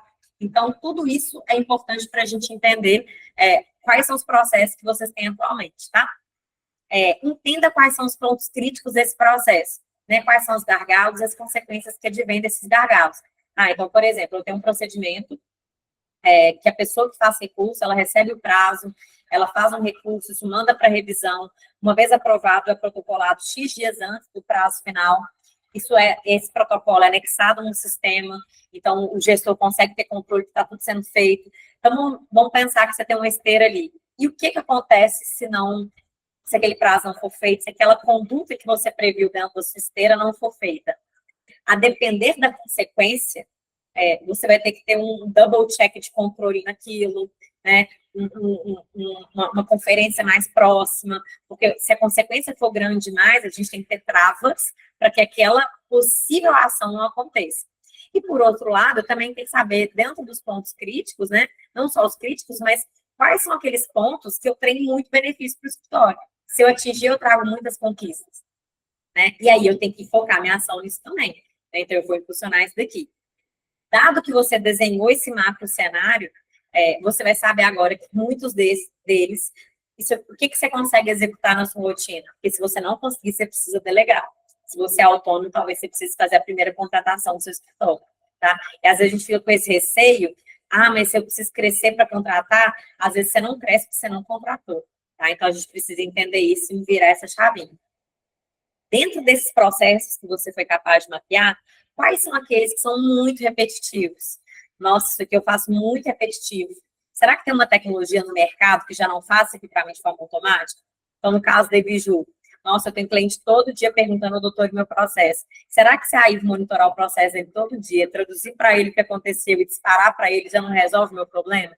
Então, a gente precisa entender quais são as tecnologias que já existem, vou mostrar para vocês, que agregam o escritório e tiram dentro daqueles checks lá que vocês têm para fazer, a tecnologia vai fazer com vocês, tá? Como eu disse, não adianta nada vocês terem pessoas e processos, se no final das contas, vocês têm que ser responsáveis por fazer absolutamente tudo. Sem ferramentas, o seu escritório nunca vai ser um escritório grande, tá? Tem que ter tecnologia, sim, né? Isso está mais do que óbvio nesse mercado tão transformado pela IA e por tudo que ainda está por vir, tá? Bora lá, então. E crie playbooks e tutoriais. O que é isso? O que é um playbook? A gente fala assim, às vezes, nossa, é uma mega coisa. Não, gente. É abrir um Word, pode ser no Word. Entrou uma pessoa no seu escritório. Como é que funciona o kickoff dessa pessoa, o onboard? Primeira semana. Quando você chegar, você vai ler os pilares de cultura do escritório. Você vai ver um videozinho meu de 2 minutos que eu gravei contando como o escritório surgiu, que é importante que todo mundo entre, saiba como que você começou, como que você, né, deu vida e forma onde essa pessoa está. Aí você vai assistir esse treinamento aqui sobre uma noção básica, vamos imaginar, de processo civil, que é muito estratégico aqui para o escritório, que todo mundo esteja nivelado. E aí você vai começar a ver as primeiras teses que mais aparecem aqui no escritório. Então, tem um material que eu tenho as principais teses aqui do escritório. Você vai ver algumas peças que foram elaboradas em cima dessas teses. E aí você vai ter a oportunidade de começar a fazer a primeira, depois da primeira semana, juntamente com o líder da sua área, para você ir pegando aos poucos. Então, o que é esse playbook? Né? É um passo a passo. Um marketing, um comercial, o que é? Como é que funciona? O meu comercial funciona assim. O lead, ele chega, ele cai no chatbot, aí responde a essas perguntas de pré-qualificação. Se ele responder essas aqui, ele é um lead qualificado para o escritório. Maravilhoso, é um potencial cliente. Quais são as objeções que esse cliente pode apresentar no momento de contratação? Mapeei as objeções. Então, você vai estudar o playbook do comercial. Quais são as objeções? Quais são as quebras de objeções que eu utilizo? Ele tem receio de tal coisa. Quando ele me fala que ele tem esse receio, eu explico para ele que o escritório atua assim, assim, assim, assado. E a gente consegue mitigar esse receio que ele está tendo. Então, você consegue criar playbooks para que sempre que alguém entrar no escritório, você não tem que parar tudo para treinar aquela pessoa. Então, o tutorial pode ser em vídeo, pode ser digitado, pode ser printa, anexo o arquivo. É simples, tá? Só que ele tem que ser vivo. Se o escritório modificar os procedimentos, ele tem que modificar, porque você garante processos escaláveis até do ponto de vista de treinamento da sua equipe, tá? E vamos entrar aqui agora na última tríade ali, que é ferramentas, né? Que eu chamo de tecnologia. Eu gosto de dizer que a gente vive hoje a hora e a vez dos pequenos escritórios, gente. Gente, por quê? Antigamente, tecnologia era só para escritório muito grande, que era cara, tá? Então, você pensa, às vezes, um software de gestão processual, né? Ou eles vendiam alguns produtos muito ruinzinhos, sem muita tecnologia mesmo embutida, mas, geralmente, a robustez tecnológica serviam às grandes bancas, tá? Que muitas vezes faziam, inclusive, software sob demanda, demandavam funcionalidades e tudo. Que é o lado bom, porque eles têm tecnologia há muito tempo. Por outro lado, hoje, quem ficou vinculado às tecnologias antigas, às vezes já são tecnologias arcaicas, tem players muito melhores no mercado, mas acabam ficando presos. Já os pequenos, não, tem uma miríade de coisas, de ferramentas, de tecnologias para usar. E se você não gostou, geralmente tem algum concorrente que você pode migrar, tá? Então, hoje a gente tem muito software voltado para o mercado jurídico que eu vou mostrar para vocês. Mas antes de entrar em softwares que são voltados para o mercado jurídico, eu trouxe aqui para vocês 10 dicas de sistemas que no dia a dia vocês podem usar para otimizar diversas áreas do seu escritório, que são gratuitos, tá? Então, o Trello ou o ClickUp, você pode usar para fazer gestão de tarefas. É muito simples de usar. O Trello, então, ele tem colunas, o que é pendente, o que você está fazendo, o que você concluiu. Você cria o cardzinho e vai arrastando ele. É muito comum, muitos escritórios usam, inclusive. Então, fica a dica gratuita para você mapear quais são as tarefas que você tem. O ClickUp é um Trello 1000 vezes mais robusto. É um pouquinho, demanda um pouquinho mais de ajustes, mas é uma máquina. Aqui na Ebiju, por exemplo, meu CRM de vendas, conteúdo, marketing, metas, gestão de conhecimento, tudo está dentro do ClickUp, só para vocês terem noção. Com várias automações. Dado que um cliente chega, o lead cai, ele já cai no CRM, se a venda foi feita, eu já, através do ClickUp, eu já notifico meu time no Slack, eu já gero automações que disparam e-mails de boas-vindas, que geram agendamento de onboard. Então, tem um monte de funcionalidades no ClickUp e eles têm várias funcionalidades gratuitas, inclusive de automações também, tá? A própria agenda do Google, e o legal da agenda do Google é que você consegue ter ela no celular, no computador. Então, geralmente, eu acordo, né, no dia anterior eu já olhei minha agenda, mas eu acordo, já pego o celular, já dou uma conferida de novo. Se eu quiser ir para um evento, eu estou na rua, eu abro a agenda do Google no próprio telefone e incluo. O time, o legal da agenda é que todo mundo consegue ver, né? Você pode permitir que todo mundo do escritório saiba quando você bloqueou a sua manhã. Então, por exemplo, manhã bloqueado, não tem horário, né? Hoje eu falo com o time, tem uns horários lá que não são bloqueados, eu falo, precisa agendar tal coisa. Beleza, olha o meu horário na agenda, quais horários estão livres, já seleciona. Então, você permite com que as pessoas do escritório saibam quando você vai estar disponível ou não, né? Cloud, gente, não tem jeito hoje de ter tudo numa máquina e só. As pessoas do seu escritório e você, inclusive, precisam acessar tudo na nuvem. Um Google Drive ou um OneDrive já serve, né? Então, se você, o advogado, acaba que ele, o autônomo, ele geralmente ele viaja meio que trabalhando, né? Acontece. Então, ele precisa do lugar onde ele está, conseguir acessar os documentos dele, conseguir acessar as pastas. Vamos imaginar que tem um problema com o cliente, você está no hotel, lá você acessa o computador, acessa a conta, olha do arquivo que você precisava. Então, ter isso em nuvem hoje é muito importante. Pensando em segurança da informação, em cybersecurity, é basilar, tá? Tem aqui uma ferramenta financeira que é o KIPU. Ele é um softwarezinho gratuito, online. Você entra lá, KIPU, faça a conta. Você joga todas as entradas, todas as saídas. Você pode emitir nota fiscal, fazer o balanço ali do mês. Consegue cadastrar os clientes do escritório, o que entrou, o que está devendo, gratuitamente, tá? Assinadores digitais, né? Hoje não tem como fugir. E vários são no padrão ICP Brasil, que é o que é realmente exigido. Tem o ClickSign, tem o ZapSign. A própria OAB fornece, se eu não me engano, a OAB Federal, 200 assinaturas mês gratuito também, então vocês podem olhar. O GovBR te permite assinar documentos, né? Aí não enviar para outra parte, mas que você assine documentos com o padrão ICP Brasil, então pode ser importante para você assinar ali de forma gratuita, tá?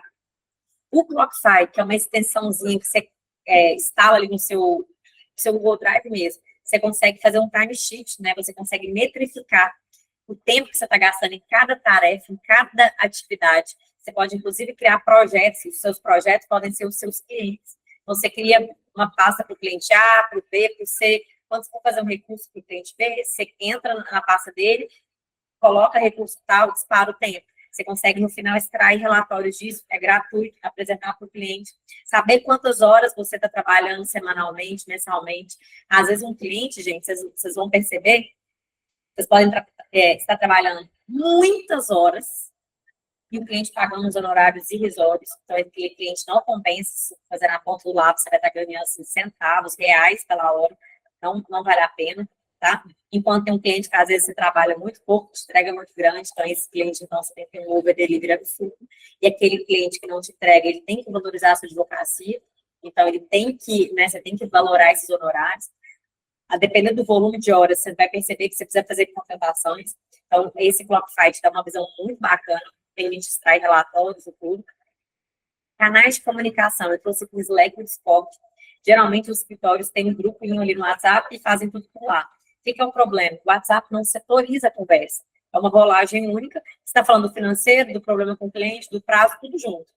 No Slack e no Discord, você cria como se fossem pastinhas de comunicação, são canais específicos. Então, na IBA a gente usa o Slack. Então, tem o canal do comercial, o canal do sucesso do cliente, canal de tech, canal dos nossos rituais, canal do financeiro. Então, e você pode escolher quais pessoas ficam nesses canais. Se todo mundo vai estar em todos, se só você, o financeiro do seu escritório, por exemplo, vão estar no canal, todas as conversas daquele assunto ficam naquela canal específico. Então, não mistura, você consegue segregar para que todo mundo não esteja vendo sobre tudo, tá? Então, isso é bem importante.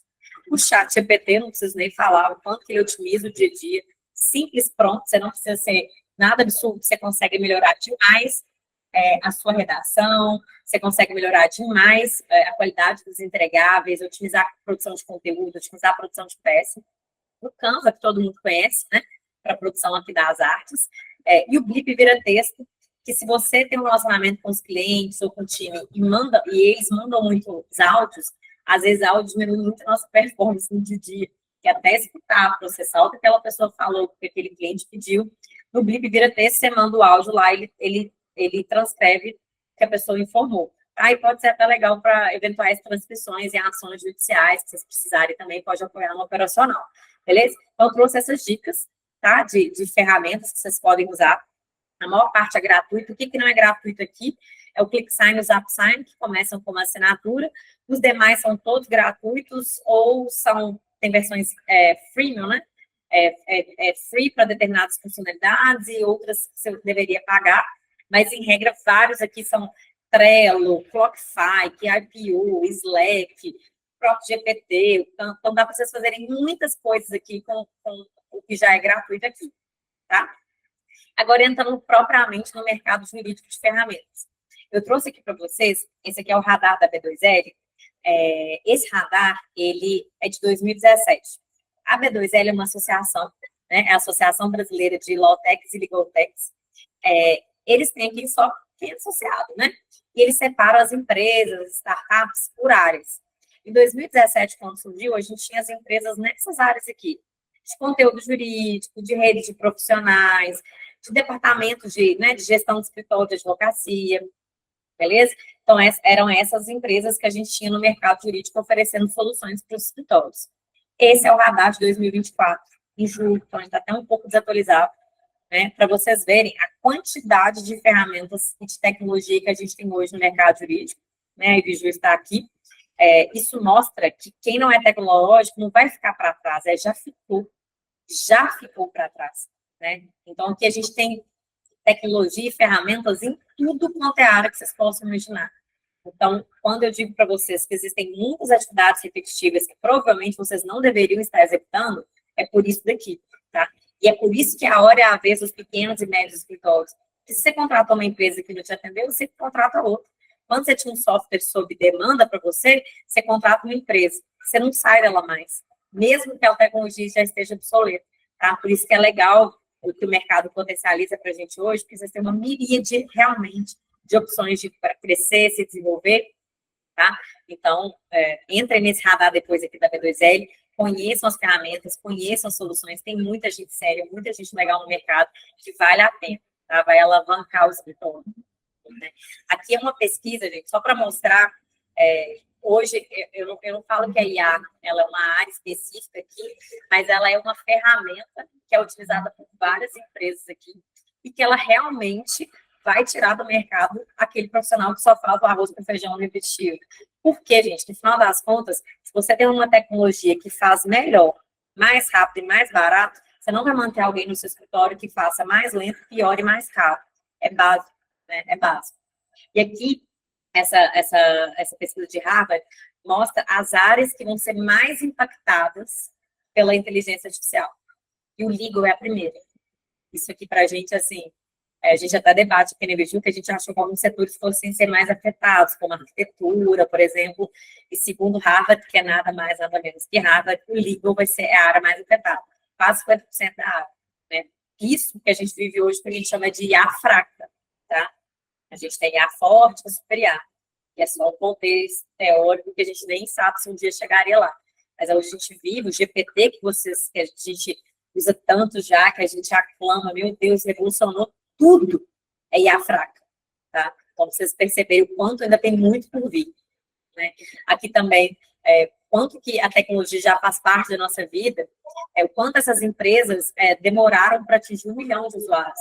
Netflix demorou 3 anos e meio, o Twitter 2 anos, Facebook 10 meses. Olha o chat GPT, gente, 5 dias, tá? O Threads lá, 1 hora. 1 hora. Mas é porque também já estava vinculado ao Instagram, né? Mas o chat GPT, que é IA, demorou 5 dias para atingir 1 milhão de usuários. Então, quem vive no IA, vive numa bolha, mas não é uma bolha tão bolha assim, não. Tá? Por isso que a gente fala que a IA realmente vai sacudir ainda mais o nosso mercado, porque quem não usa tecnologia já ficou para trás há muito tempo, não é de agora, tá? E, por fim, quando eu trouxe de ferramentas, processos, pessoas, a gente tem que fazer isso focado em dados, metas e focadas no nosso foco, né, digamos assim, a razão de ser do nosso escritório, que é o atendimento, são os seres humanos, que são as pessoas, né, que é o cliente, né, gente? O cliente é a razão de ser do escritório de vocês. Então, a gente tem que ter o foco, sim, em dados e metas. Quando a gente fala de meta, a gente quer saber onde que a gente quer chegar, qual que é a meta que eu tenho que medir, eu tenho que ter dados, métricas, para saber se eu estou chegando naquele lugar que eu propus, tá? Então, primeiro ponto, tem os seus OKRs bem definidos. O que é OKR? É objetivo e resultado-chave. Objetivo ali, key results. O que é isso? Vou traduzir de uma forma muito simples. É o que eu quero, como que eu chego. Eu quero trazer 50 novos clientes para o escritório nesse próximo trimestre. É o quê? Beleza. Como? Aí são os key results. Então, tá, eu vou listar. Geralmente, gente, um empreendimento ele não pode ter mais de 5 OKRs em uma área naquele trimestre. Senão você se perde. Então, eu posso ter, trazer 50 novos clientes para o comercial, trazer X clientes de forma orgânica, tudo isso é objetivo no máximo 5. E aí você destrincha aquilo que é o como, aí pode ser vários resultados chaves para atingir aquele objetivo. Então, vamos pegar o exemplo, trazer 50 novos clientes no próximo trimestre. Beleza. Primeiro ponto.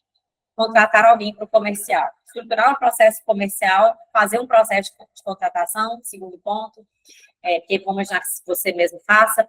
Publicar conteúdo de forma orgânica todos os dias nas redes sociais e no blog do escritório. 4, investir X reais de tráfego pago, gerando X taxas de conexão e X taxas de conversão, fechar X contratos por semana. Vamos imaginar. Se você atingir esses resultados chaves, você atinge o seu objetivo, que é trazer esses 50 novos clientes no próximo trimestre. Então, é isso. Então, você define o que eu quero para o próximo trimestre nas áreas do escritório, como que eu executo, que são os resultados chaves. À medida em que você for dando check, você vai saber se aquilo você está mais próximo ou não daquele objetivo, tá? Então, se você tem que cumprir 5 resultados chaves para chegar àquele objetivo, mais ou menos cada um que você cumprir, você está 20% mais próximo de atingir aquele objetivo que você queria, tá? Geralmente, a gente define objetivos e resultados chaves por trimestre, tá? Então, a gente faz os nossos OKRs trimestrais aqui na IVE. Pode ser outro formato, mas geralmente o trimestre é um período de tempo bom para ser trabalhado. E aí, o que a gente faz? Então, quando a gente define os nossos objetivos pelo trimestre, aí a gente coloca quais datas dentro do trimestre aquele objetivo tem que ser cumprido. Você tem que medir, você tem que ter métricas smart, tá, gente? Quando a gente destrincha o como fazer, o que e como, isso tem que ser feito de uma forma muito específica, mensurável, que é o smart ali, atingível, relevante e com tempo específico. Então, vou dar um exemplo. Eu quero aumentar o meu comercial, a minha receita em 10%. Isso é uma meta específica, mensurável? Não, não é. Eu quero aumentar a minha receita em 10%, comparado aos resultados do trimestre anterior, no prazo de X tempo. Aí sim, ela é específica, ela é mensurável. Você tem que saber se ela é atingível ou não. Por quê? Vamos imaginar que aumentar 10% seja difícil, mas seja possível. Se for inatingível, você vai desmotivar seu time, tá? Então, você precisa ter uma meta que ela seja difícil, mas atingível. Porque uma meta muito impossível desmotiva, mas uma meta muito fácil não é nem meta. Se a pessoa bater, ela também se desmotiva. Então, ela precisa ser atingível, ela tem que ser relevante. Como vocês vão ter várias coisas para fazerem, né, no dia a dia, se aquela meta for irrelevante, você está conduzindo todo mundo para um caminho que não importa. Ela tem que ser relevante.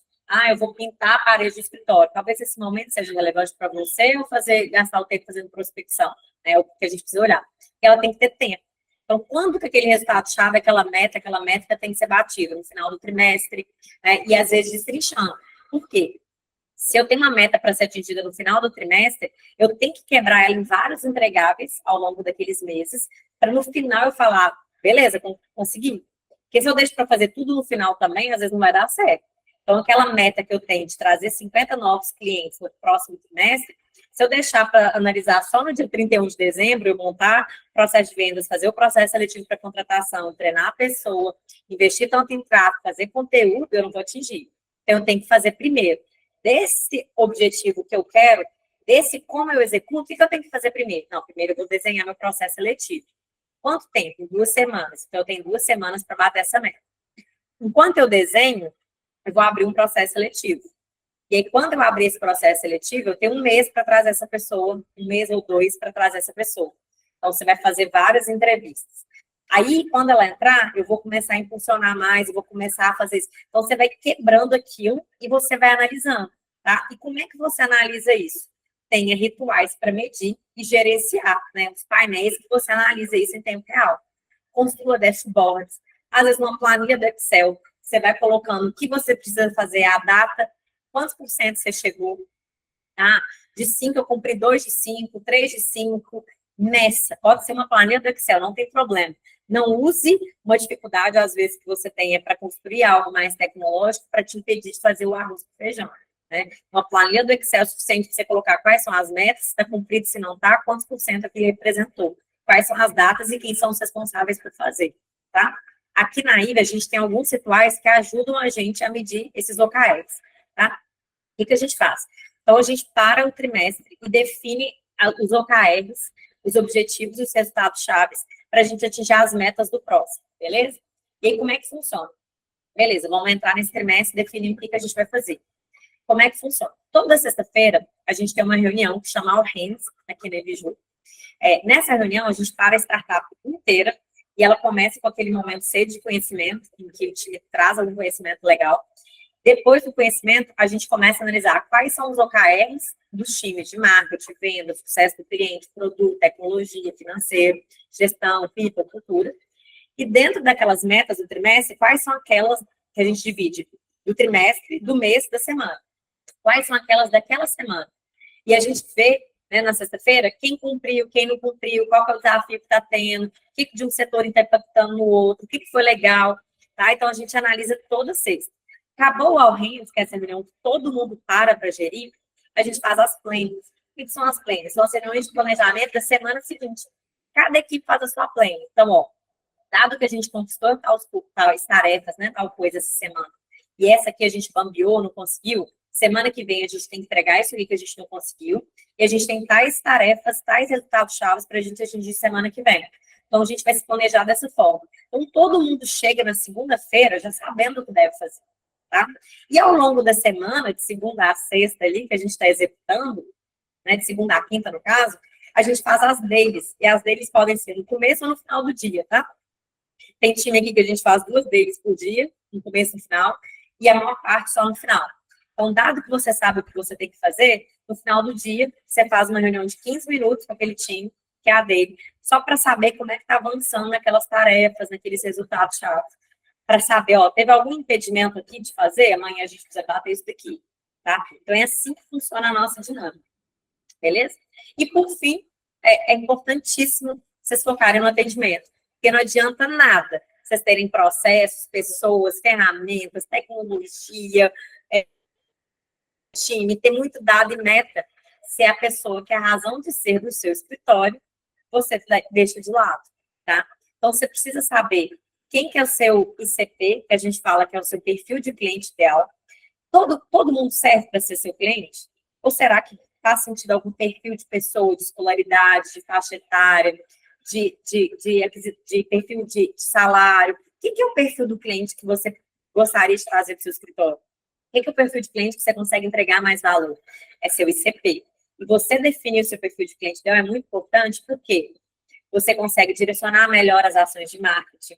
Você começa a não depender somente da indicação, porque você consegue atingir essa pessoa com vários cases de sucesso, inclusive, que você já teve, de como você pode ajudá-la, tá? Você consegue criar procedimentos de atendimento específicos para essa pessoa, com entregas de valores que são surpreendentes para ela.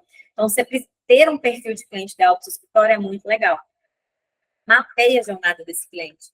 Essa pessoa chega no seu escritório por onde? Pelo seu Instagram?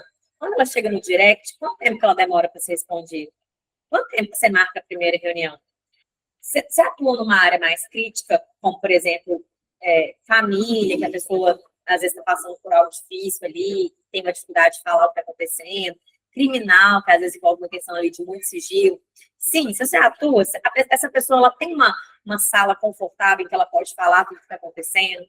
Se é por videoconferência, você tem um ambiente seguro, silencioso para que essa pessoa converse. Sabe? Entenda a jornada desse cliente do começo ao fim. Mapeie mesmo, tá? E aí, quando você mapeia a jornada do cliente, você é capaz de saber quais são as emoções e sentimentos que você é capaz de causar naquele cliente. Ó, se ele chega pelo Instagram, e assim que ele entra, ele recebe uma resposta, quando ele entra no escritório, ele recebe tal atendimento, aí ele tem uma reunião de onboard, aí ele recebe alguns tutoriais, eu consigo saber qual que é a expectativa dele, porque eu tenho um perfil de cliente bem definido, e eu consigo saber em quais situações eu entrego até mais do que ele quer, o que é um over delivery para ele, e o que se eu não fizer, eu tenho uma entrega baixa. Então, eu consigo saber quais são as emoções e sentimentos que eu sou capaz de causar nessa pessoa. Emoção, geralmente, é algo muito instantâneo, é raiva, é medo, alegria, frustração, e sentimento é aquilo que você nutre. Se você consegue desenhar a jornada do seu cliente e surpreender em vários momentos, que você que surpreender, por causa de um atendimento específico, você vai causar várias emoções positivas, que vai fazer com que um sentimento de longo prazo, aquele cliente seja realmente uma pessoa que indica muito o escritório, uma pessoa que volta, que traz processo. Por outro lado, se você cria emoções muito ruins, aquele cliente provavelmente ele vai sendo frustrado durante toda a jornada dele. Ele vai ser um detrator, vai falar mal do seu escritório sempre que ele puder. Ele vai cancelar o contrato com você e vai contratar outro. Tá? Então, você tem como medir isso. Por quê? mapeando, sabendo quem é o seu perfil de cliente, mapeando a sua jornada, sabendo que tipo de emoção e sentimento você causa nele a depender dos entregáveis, agora você mede para saber se isso que você espera está realmente acontecendo, tá? Que são as pesquisas de NPS, de CSAT, de CES, né? Que é muito simples, gente. NPS é saber se essa pessoa seria uma promotora do seu escritório. É aquela perguntinha muito simples. De 0 a 10, o quanto você me indicaria para um colega seu, para um familiar? Né? Se essa pessoa diz 9 ou 10, ela gosta do seu trabalho. Ela é uma promotora, ela vai te indicar sempre. Se ela deu 7 ou 8, ela é neutra. Tudo bem. Não te amo ali, não, mas também não acho ruim. Se ela te dá uma nota menor do que 6, ela é uma detratora. Ela não gosta do serviço que você está prestando. Então, essa pessoa não vai promover. E a CSAT e a CES, por exemplo, de 0 a 5, qual que é a sua satisfação com o serviço que foi prestado? Ou qual foi o nível de esforço, no caso do CES, que é esforço? Você teve para usar, por exemplo, o sistema do escritório, para enviar um documento. Você consegue medir com perguntinhas muito simples. De 0 a 5, qual foi o esforço que você teve para tal coisa? De 0 a 5, qual foi a satisfação que você teve com essa entrega do escritório? De 0 a 10, o quanto você me indicaria para um colega, para um familiar, tá? Foque em reduzir o time to value, que é o tempo que o cliente enxergar valor. Geralmente, no escritório, a gente acha que a gente entrega valor quando a gente ganha o processo para o cliente. Só que, gente, se a qualidade do seu serviço, né, do seu trabalho, está atrelada ao resultado final da ação, você não tem controle de qualidade, né? Você não tem controle sobre as variáveis de qualidade que você entrega. Por quê? Por mais que seja um advogado extremamente sério, você tem uma técnica maravilhosa, que você esteja extremamente estudioso, toda ação implica em risco, e tem ação que é de mais ou menos risco, né? E perder faz parte da regra do jogo. Então, se o valor do seu trabalho está só na sentença, você está na corda bamba. E aí, por que eu preciso reduzir o tempo que o meu cliente enxerga valor? Porque a sentença é importante, o acordo é importante, mas ele tem que ser um dentre tantos. Porque se perder, o cliente tem que enxergar valor em outros pontos. Então, no atendimento que você deu para ele, nos tutoriais, nas reuniões de boas-vindas, nas pesquisas de satisfação em que você realmente escutou o que ele trouxe, e quando ele te trouxe uma crítica, você fechou o loop, né? Você trouxe um feedback para ele sobre o que você está fazendo para melhorar aquele aspecto. Uma comunicação contínua com ele, que é o que a gente faz aqui na Ebiju, que a gente mantém pontos de contato contínuo com o seu cliente, mantendo ele informado e tranquilo sobre o que está acontecendo no processo dele, sobre os encantamentos que você traz para ele ao longo do tempo, os pontos de contato interessantes. Então, tudo isso reduz o tempo que o seu cliente demora para enxergar valor no seu trabalho. O seu cliente ele tem que enxergar valor antes de chegar no seu escritório. Então, ele tem que ter um site que seja responsivo, ele tem que ter um atendimento legal no Instagram quando ele chega, uma reunião de onboard, uma reunião inicial legal, instrutiva, com segurança, antes até dele se tornar cliente, durante e depois. Né? Ele deixou de ser cliente, mas de repente fazer um ponto de contato ali, né? Desejar um feliz aniversário, mostrar as atualizações que o escritório tem, como que o escritório tem crescido, como que o escritório é capaz de agregar para a vida da sociedade. Então, assim, antes, durante e depois, tá? Foque em entregar valor para o seu cliente sempre, né? E por quê? Porque hoje a gente vive a era da experiência, tá, gente? Hoje, o seu cliente, a gente tinha uma época que a gente focava em produção, focava em produto, marketing, vendas, e hoje a gente foca em criação de valor, tá? É isso que as marcas, as empresas, é isso que a gente vive enquanto consumidor. E às vezes, o que eu percebo no escritório de advocacia? É muito comum a gente prestar um serviço que não está nem para o cliente, no sentido assim, de técnicas de gestão voltada para o cliente. O atendimento é fazer a peça. Só que quando a gente é consumidor, a gente exige um nível altíssimo de experiência. Porque, lógico, hoje a gente usa Netflix, Airbnb, Uber. São serviços em que, em regra, a experiência foi feita para estar no topo. Então, a gente, enquanto consumidor, a gente quer o máximo, mas enquanto prestador, a gente não tem esse cuidado, né? E hoje a gente vive a era da experiência. E por que é importante isso? Porque hoje a gente fala de fidelização. Então, quando a gente fala de um cliente, na casa de advocacia, ele é muito mais do que um consumidor. Ele tem uma lealdade a você. Ele tem um vínculo muito forte. Então, trazer uma experiência para alguém que tem um vínculo muito forte é definitivamente criar valor, tá? E aqui eu trago um exemplo muito simples de como agregar valor, experiência, torna com que aquele processo, aquele serviço seja muito rico do ponto de vista do olhar de quem está recebendo aquilo. E eu gosto de trazer o exemplo do cafezinho, porque ele é um produto muito simples. Porque você fala assim, mas eu vou trazer A experiência do cliente no escritório é muito difícil, a gente vai trazendo um café.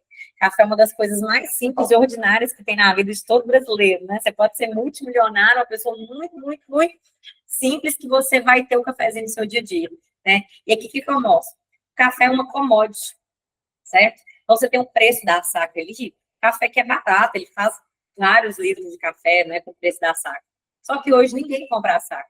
Você não vai lá no mercado comprar uma saca de café e trazer para casa, que é grande, é ruim de manusear, oferece uma experiência ruim. Você vai ter que ter um moedor de grãos, né? Você vai ter que ter um espaço para guardar aquilo ali. Na hora de abrir, tem que ter cuidado para não furar. Provavelmente a saca vai ser cheia de furinho, vai cair farelo pela sua cozinha toda, pela sua despensa. Então, isso, né, é mais barato, mas não agrega tanta experiência. Aí as empresas perceberam que se eles moerem seu cafezinho, colocassem um saquinho, uma quantidade menor, você pega lá na gôndola do supermercado e aumentar o consumo de café, e eles iam poder cobrar mais, né? Porque, com certeza, aqui a gente faz menos quantidade de café por um valor agregado muito maior. Né? Então, a gente tem um produto com uma experiência atrelada e que agora o valor econômico dele é maior. Agora aqui a gente já está falando do cafezinho enquanto serviço, né? Que é que você vai lá na padaria, que você vai lá no aeroporto e toma um café, né? No escritório e tudo. Então, a pessoa que traz um cafezinho para você. E aqui, quando a gente está falando enquanto serviço, a gente paga mais. Muito diferente é quando você vai e faz uma garrafa de café. Quando você compra na padaria, esse café que é muito mais caro. 3, 5 reais um cafezinho, né? Com 3, 5 reais disso aqui, você faz garrafas de café. Mas aqui você já teve um valor agregado. Alguém te serviu, alguém trouxe para você, então você aceita pagar mais. Mas você aceita pagar mais até certo ponto, né? Porque se você vai no aeroporto e paga 15, 20 reais um cafezinho, você fica indignado. Porque você acha que aquilo que está sendo cobrado não tem valor, não tem nada vinculado à experiência que você está recebendo, né? E aqui o café, gente, ele não varia muito. Esse café, ele é preto, ele pode ser com leite ou sem leite, geralmente, com adoçante ou sem adoçante. Se você for na padaria ali, você vai ter um limite de variações que você pode. Agora, se você vai no Starbucks, o café ele se tornou uma experiência, né? Ele se tornou tanto uma experiência que ele é seu, ele tem seu nome, ele foi feito para você. Quando você compra um Starbucks, o que você faz? Você está no aeroporto, você tira uma foto e posta no Instagram, né? Starbucks dá fila, né? Porque é uma experiência, é seu. Então, é isso que hoje a gente experiencia em tudo na nossa vida, desde o cafezinho até o serviço que a gente usa. E por que a gente quer isso aqui e a gente oferece para os clientes isso daqui? Né? Então, é isso que a gente precisa realmente começar a entender. Que trazer um serviço de experiência traz mais valor agregado do ponto de vista financeiro e traz mais entrega de valor do ponto de vista de cliente, né? De ter o foco do ponto de vista do cliente, tá? E era isso que eu queria trazer para vocês. Trouxe aqui várias dicas do ponto de vista de gestão, né? De comunicação, de pessoas. Eu acredito que eu tenha mostrado para vocês na prática como que vocês conseguem aplicar no escritório de vocês desde agora, né? A partir de segunda-feira, vocês já conseguem utilizar algumas dessas ferramentas, vocês conseguem utilizar o Trello, vocês conseguem utilizar o KIPU, vocês conseguem fazer uma reunião de alinhamento, vocês conseguem pensar onde que os colaboradores do seu escritório se encontram, quais são as pessoas que valem a pena investir, treinar, mapear, né, de repente mudar de lugar. Quero agradecer muito vocês. Acredito que não teve nenhuma dúvida aqui, mas fiquem à disposição. No Instagram está na apresentação para a gente continuar esse bate-papo depois. Foi um prazer e boa noite.